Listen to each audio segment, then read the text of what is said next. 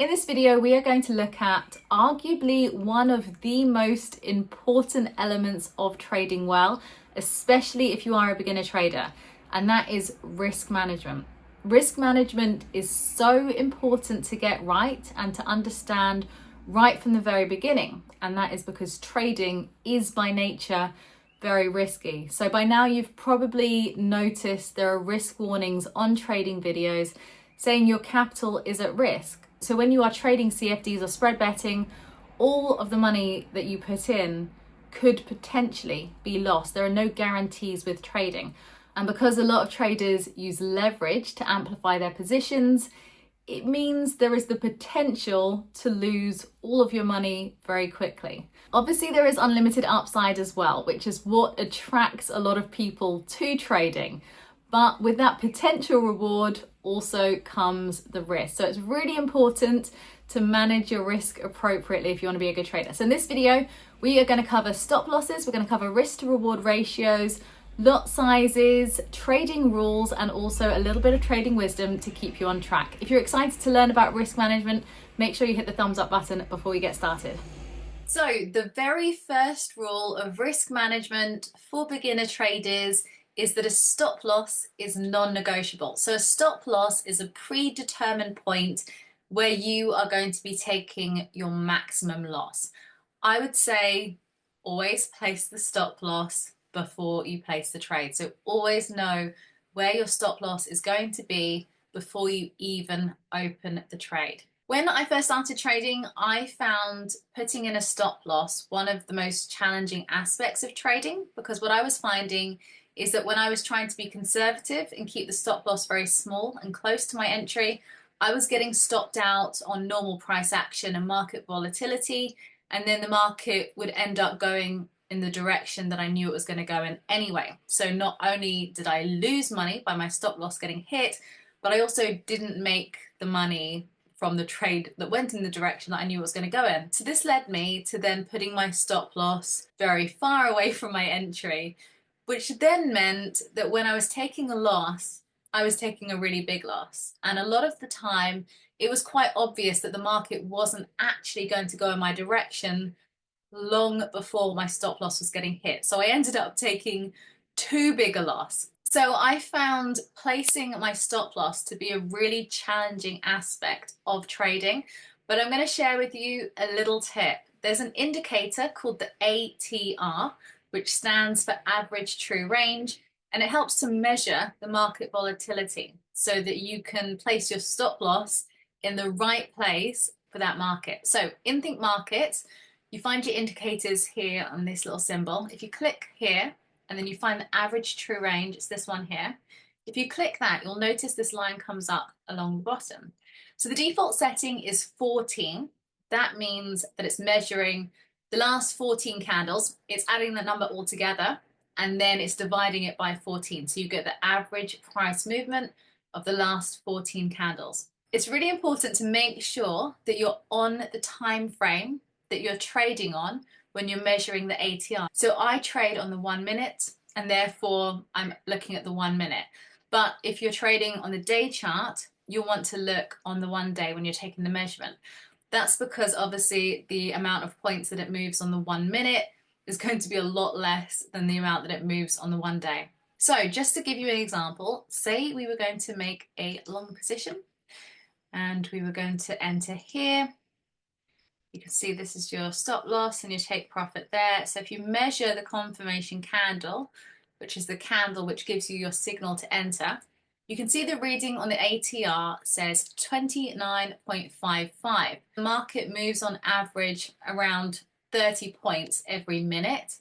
Therefore, you know that 30 points is going to be just too small because it's likely to hit 30 points just on normal price action.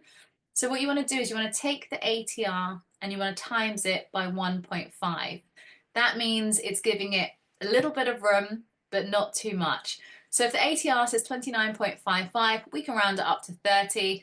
30 times 1.5 is 45. So you can move the stop loss to 45 points, and therefore you know that it's got a little bit of room, but not too much. The next rule of risk management for beginner traders is to make sure that you have a risk to reward ratio in your favor. So you want at least 1 to 2, which means that for every dollar that you're risking, you can potentially make 2. However, many traders actually like to look for trades which have an even bigger risk to reward. For example, on this trade, which we've mocked up here, there's a risk to reward ratio of 1 to 3. The stop loss is at 45 and the take profit is at 135. So 3 times more than the stop loss. So say for example, if you had a hit rate of 50%. So for every trade you placed, you hit the stop loss 50% and the take profit 50%. That means that for every trade you lose 45 points on, or even 45 pounds or dollars, you would win 135 on the next one. So you always want to be thinking about your risk to reward and making sure that it's in your favor. Lot sizes is a really important part of your risk management strategy as well. When you first start trading, you'll want to make sure you're trading very small lot sizes and you're only increasing your lot sizes as your total capital increases and also your skills as a trader increase. So you want to be thinking about what percentage of your total capital you are prepared to risk on any one trade. It doesn't matter so much what it is, but you need to pre-decide it and it needs to be part of your risk management strategy within your trading plan. So a really popular percentage to risk per trade is 1%. A lot of professional traders will risk 1% of their total capital on each trade. That means that, say for example, they have their total capital as $50,000, they would be risking $500 per trade. So that would mean that if their stop loss got hit, they knew that this loss would equal $500. So you figure out what lot size you need in order to only risk a certain percentage of your total capital. I personally actually prefer to risk even less than that. I'm quite a conservative trader, so I only risk 0.3% of my total capital on any one trade. It doesn't really matter what you choose. It's going to be a really personal choice, and that's going to be based on your own risk tolerance. But the one thing to remember is the higher percentage that you risk, the more volatile your results are going to be. It's also really important to have trading rules and to cut yourself off after a certain amount of trades. One advantage that we have as retail traders is that we don't have to trade. If you are a professional trader at one of the big exchanges, you kind of have to trade because it's your job. But the advantage that we have is we don't have to trade. If there's no opportunity for 2 weeks, we don't have to trade. So we should only be trading when there are good opportunities. And sometimes it's difficult to see it in the moment. So having trading rules, which adds in restrictions, is a really helpful way to make sure you're not over trading or not trading when there aren't any good opportunities. So a really popular trading rule is to stop trading after 3 losses. Another one is to only place 1 trade a day. It doesn't sound like a lot, but what it also does is it really helps to focus you and make you wait for that perfect trade rather than trying too much to get into any old trade. Remember that any trade you place is statistically more likely to lose than it is to win. So the more trades you place, the more risk you're opening up. And finally, a little bit of trading wisdom to help keep you on track with your risk management.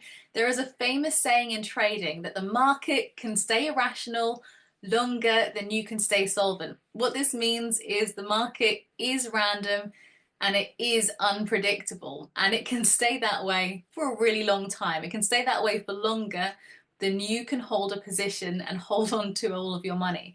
So if the market's not giving you any good opportunities, it's best to just stay out. So well done for making it to the end of this video. I know that risk management can be quite a heavy topic for a lot of new traders. So to balance it out, in the next video, we're going to be looking at a topic which a lot of new traders find quite fun, and that is price action. So if you want to learn about price action for beginner traders and you want to make sure that you don't miss that video, you can hit subscribe to Thinkmarkets now. And if you got some value out of this video, then make sure you hit the thumbs up button now as well.